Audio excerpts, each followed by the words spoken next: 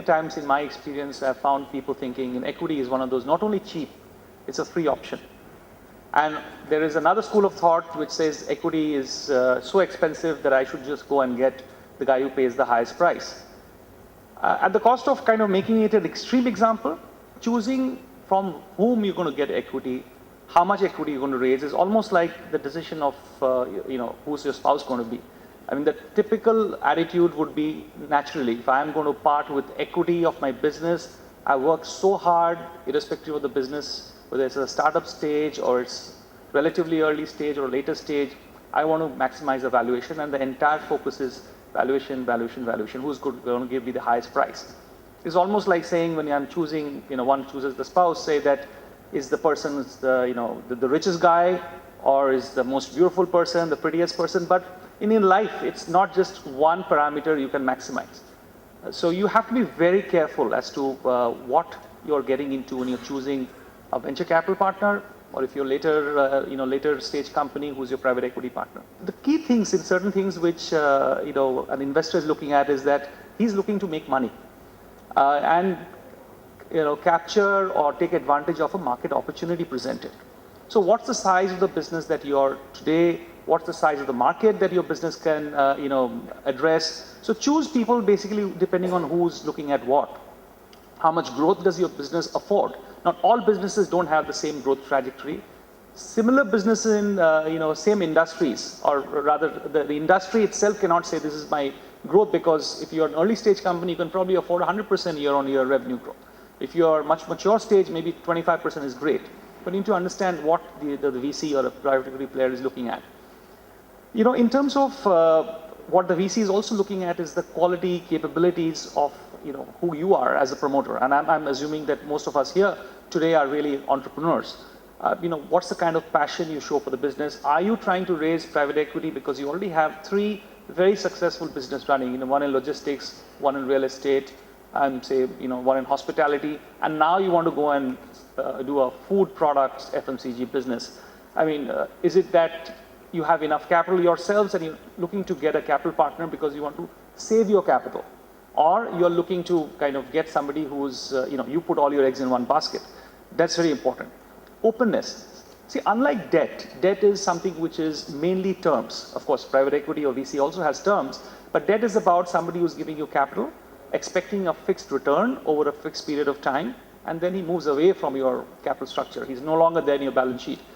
So does a private equity fund, because unlike a long-term strategic partner, private equity fund also looks for a return and gets out. But the tenor is longer, and the mode of engagement is much more nebulous. Somebody who's writing, say, a check of X amount of rupees and is taking a significant percentage of your company also expects and takes a risk. See, unlike debt, end of the day, you have to give so many terms, conditions, probably you have to mortgage your property, you have to give so much security, personal guarantees, etc.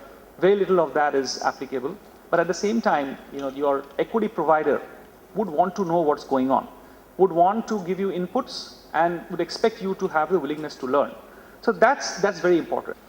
In terms of timing, private equity funds stay invested at least for 3 years. Sometimes you can go all the way to 4, 5, 6, 7 years. So that's good. That's a positive aspect. It is patient capital indeed. Value addition is very important, but choose firms, partners who can add the value you expect and you would want to be added.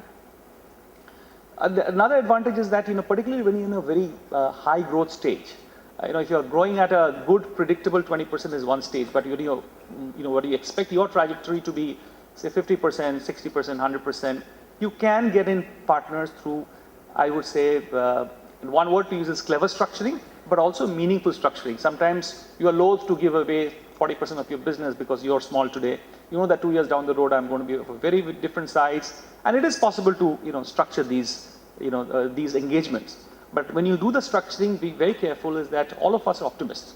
As far as I'm concerned, I can't see anything wrong in the business. I've had, so many conversations when you ask, what are the risks of your business? Okay, I find there's no risk.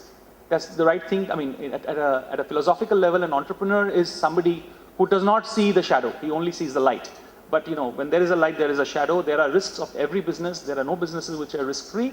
The risks change as the business evolves and, becomes larger, smaller, different, more spread. So, have that understanding. Private equity investors can be deep-pocketed. You may want to have, 5 crores today, but you want to have a partner who can put in, much larger capital as you progress. So you can have, deep-pocketed investors who have ability to keep on funding for a period of time so that you don't have to rush to new sources every time. So these are, big advantages. Listing, sometimes listing is looked upon as, the final goal.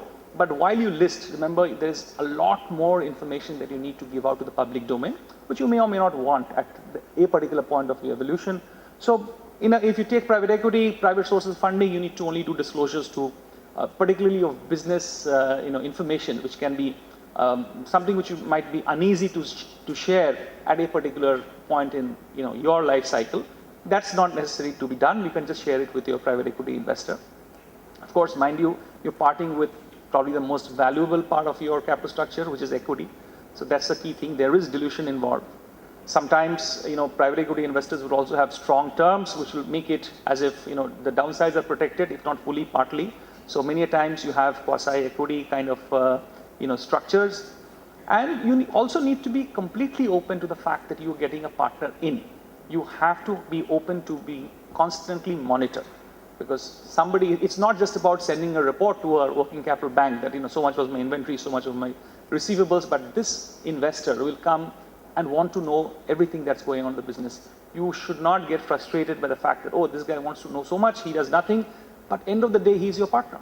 He owns a certain significant portion of equity. So that's the key thing. And what my experience has been is that the key issue is that set expectations right. Good chances you're going to have a great journey.